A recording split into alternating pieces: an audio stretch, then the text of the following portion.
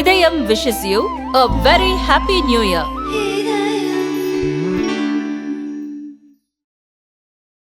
உலகின் பணக்கார கோவிலாக பார்க்கப்படும் திருப்பதி ஏழுமலையான் கோவிலுக்கு கடந்த 2024ஆம் ஆண்டில் 1365 கோடி ரூபாயை உண்டியல் மூலம் பக்தர்கள் காணிக்கையாக செலுத்தியுள்ளனர் என தெரியவந்துள்ளது.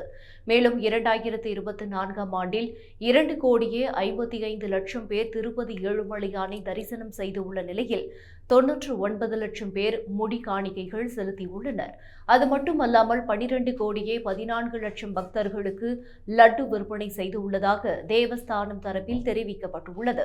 திருப்பதி ஏழுமலையானை சுமார் 60 முதல் 70,000 பக்தர்கள் நாள்தோறும் தரிசித்து வருகின்றனர்.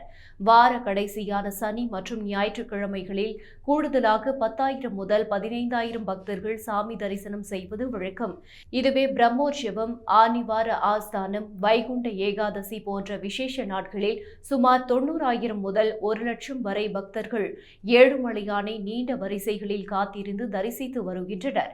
ஒவ்வொரு ஆண்டும் திருப்பதி ஏழுமலையான் கோவிலில் பக்தர்களின் கூட்டம் அதிகரித்துக் கொண்டே இருக்கும் நிலையில் பக்தர்களின் உண்டியல் காணிக்கையும் ஒவ்வொரு ஆண்டும் அதிகரித்து வருகிறது.